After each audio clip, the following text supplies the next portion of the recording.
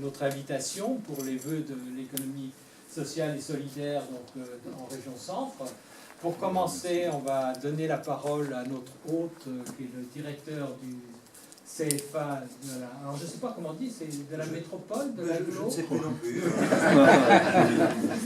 CFA de l'aglo, alors bien sûr, mais aussi CFA de la communauté urbaine, mais vraisemblablement CFA Orléans Métropole. Voilà, bon. Donc, de façon vous accueillir. Mais avant, je voulais vous dire que M. Paquet avait accepté de venir signer ce soir. Alors, je ne sais pas s'il y a des personnes malentendantes présentes, mais on l'a aussi fait volontairement, par exemplaire, enfin, je dirais pour le côté exemplaire, de le faire, puisque, en principe, ça va être en partie filmé. Et on va, tout au moins, la partie on en mettra une partie sur le site de la Cresse, et on souhaite que les malentendants puissent consulter l'intervention, les interventions qu'il y aura ce soir, puisque vous savez que ça reste un des problèmes, je dirais, pour ces personnes qui vivent avec cet handicap, de ne pas, j'ai envie de dire, bénéficier des nouvelles technologies. On connaît aussi bien, par exemple, le monde des personnes que j'en dis pas, d'avoir leur handicap, des personnes qui ont perdu la vue, mais il y a des nouvelles technologies d'informatique quand même ont beaucoup amélioré leur possibilité de communication, puisqu'il y a beaucoup de traductions qui se font avec des logiciels qui traduisent au niveau verbal. Mais pour les sourds, ça reste franchement comme avant, même si depuis la loi de 2005, ils ont eu le droit de réutiliser la langue des signes qui avait été interdite en France pendant un siècle. Voilà.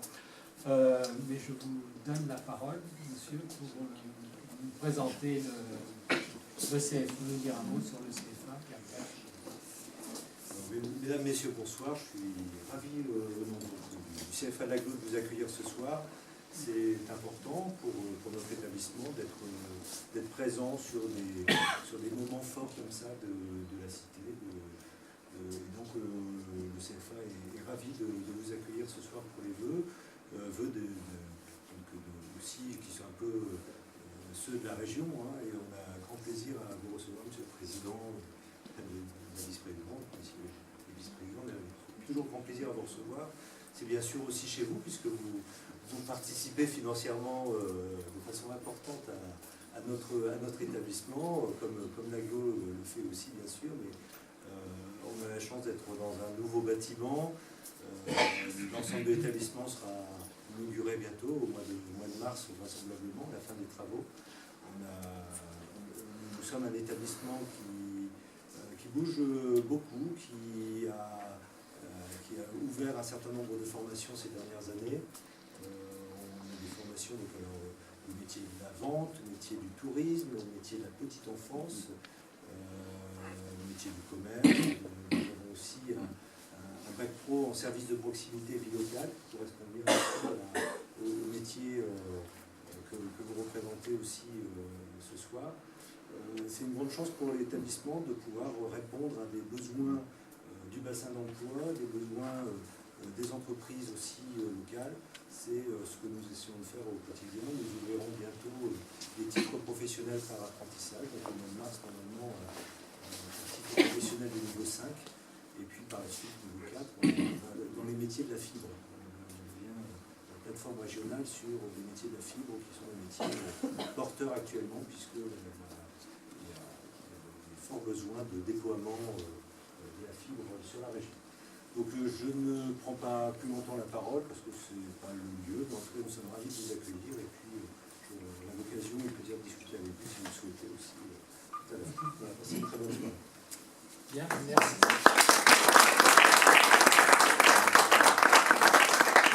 Merci, Monsieur Bridet. D'ailleurs, vous verrez qu'on est... Normalement, M. Bridet pensait que les travaux seraient terminés et qu'on pourrait retraverser directement par le centre du bâtiment. Mais là, il faudra encore ce soir faire le tour. On les souhaite que ce soit bientôt fini. Voilà. Donc, Monsieur le Président du Conseil... Alors, je voulais excusez-moi, Monsieur le Préfet qui vient de nous prévenir qu'il ne pourrait pas venir ce soir. Voilà, donc Monsieur le Président du Conseil régional, Madame la députée, Monsieur le Président régional de la CCI, Monsieur le Directeur du travail, finalement vous représentez, c'est peut-être vous qui représentez finalement l'État ce soir, je suppose. Voilà.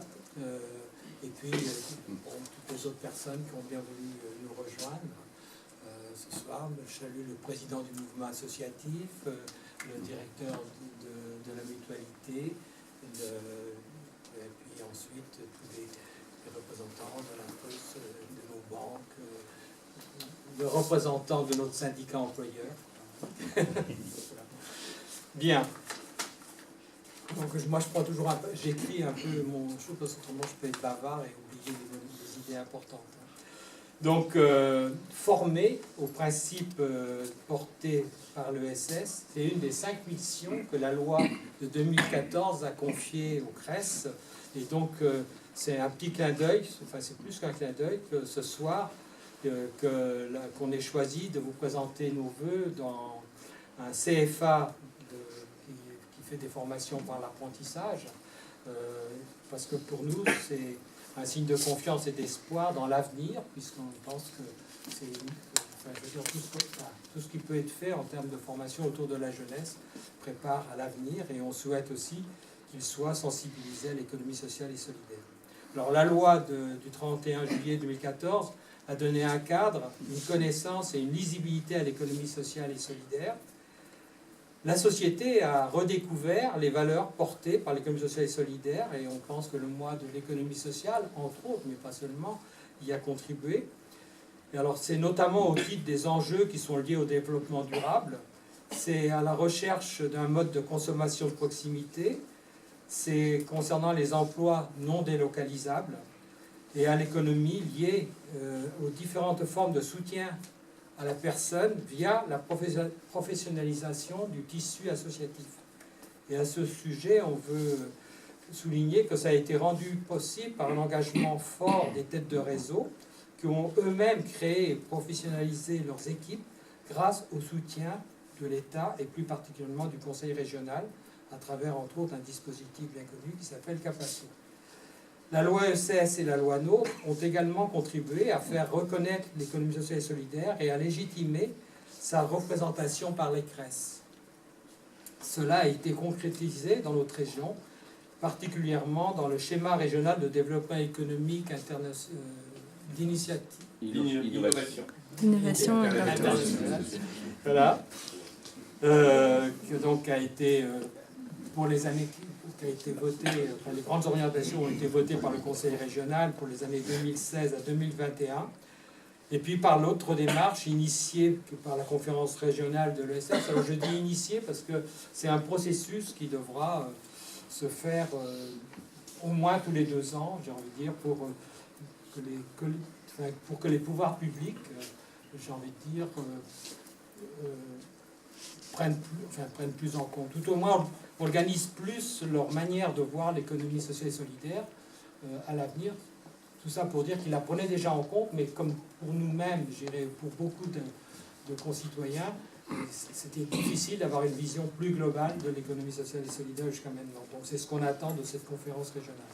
Mais comme l'indique dans sa synthèse le rapport de l'IGF, c'est aidez-moi, l'IGF, c'est le ministère des Finances.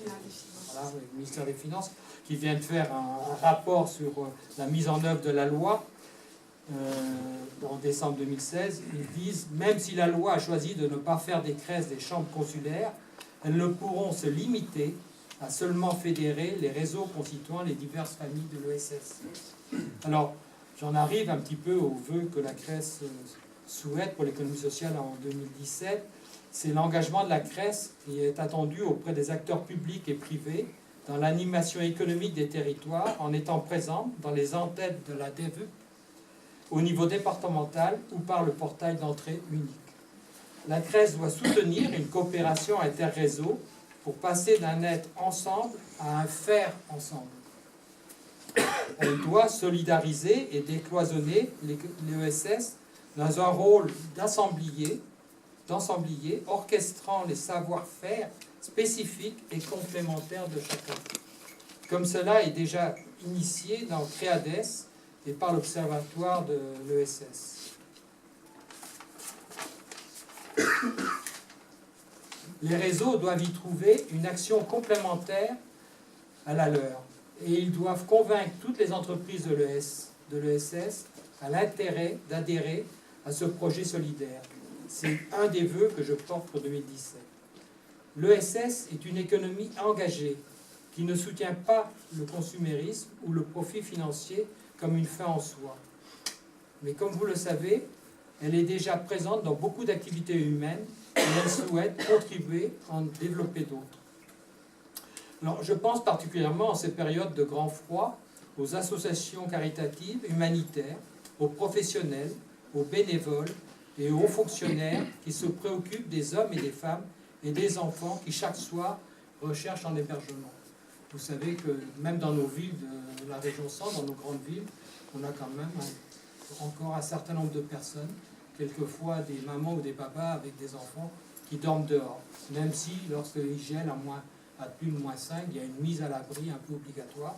Mais je voulais souligner ça parce que je pense que c'est un bel exemple de la coopération qu'il y a entre tous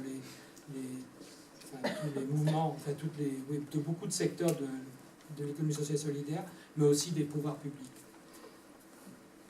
Et puis c'est une manière de dire que l'économie sociale et solidaire souhaite qu'on reste accueillant aux personnes en difficulté et qui sont obligées de quitter leur pays pour des causes difficiles.